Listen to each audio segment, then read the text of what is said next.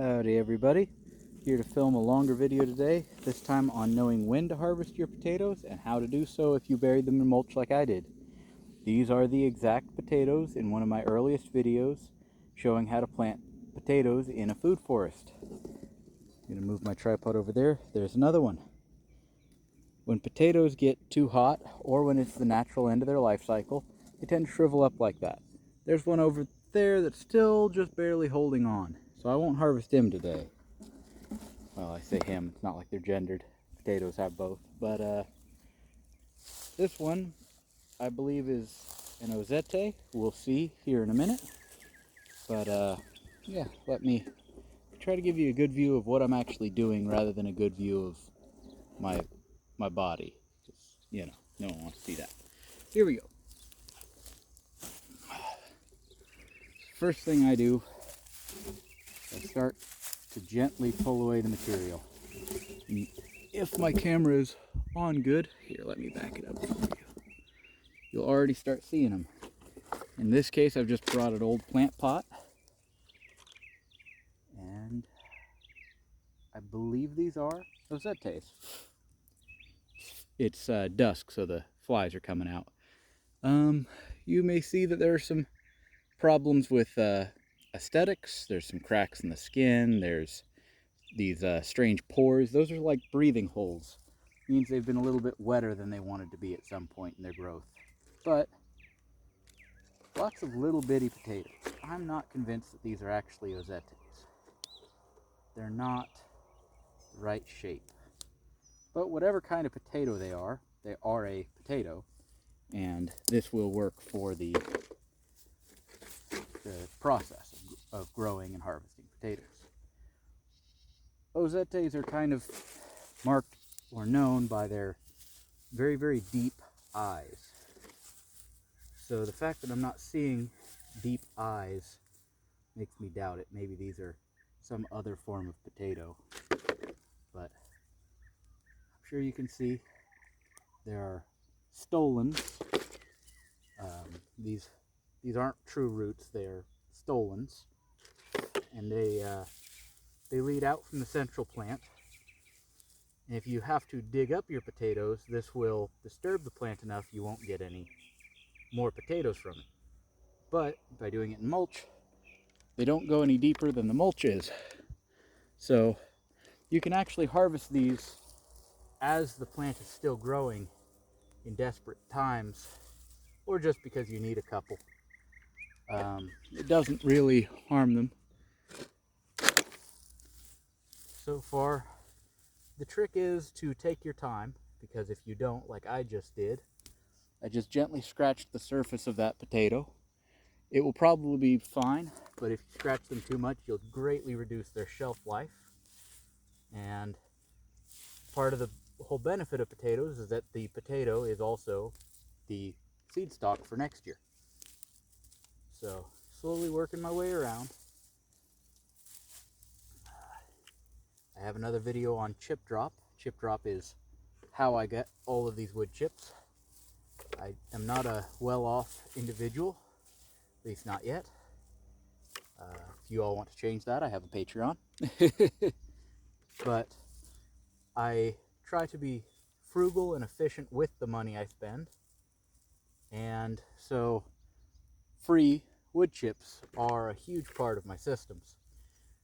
This soil was really terrible, heavy clay, used up. It had been heavily used as farm soil for a very long time, probably a century or more. This is prime farming country. But so it had been farm soil all through some of our worst farming practices in history. And then the previous owners, no fault of their own, they just did what was normal out here, but they kept horses, and the way they kept horses was the much more traditional ways of just how we do it in a non-regenerative form. So it wasn't really improving the soil any. They just ate the grass, and that was about it. They didn't grow any cover crops or anything to actually improve the soil or change it over time. So then we came in, and we were no better, I suppose. We just mowed it and just treated it as 4 acres of lawn.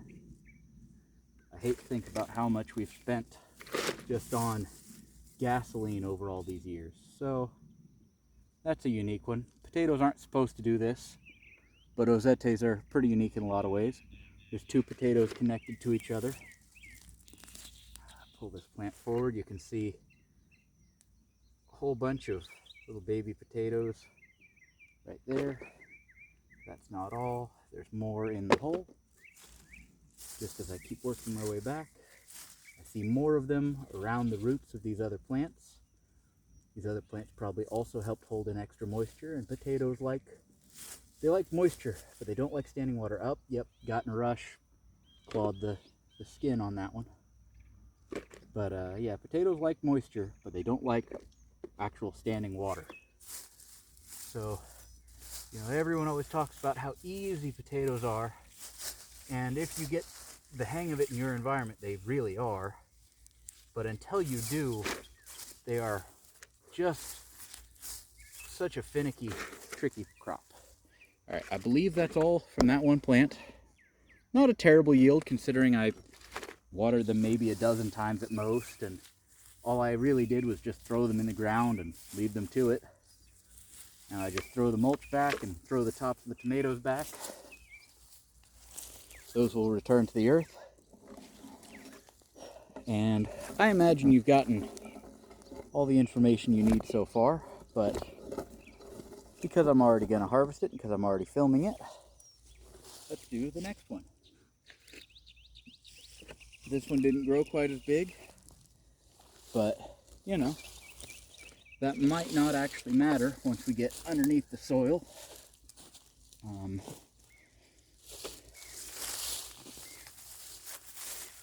Now if I watered these more, ozetes are, what's the word, indeterminate.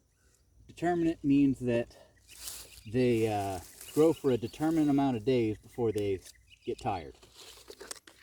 Since these are indeterminate, if I took the extra time and cared for them better, they would keep growing all year long until they were done for the year because of the frost.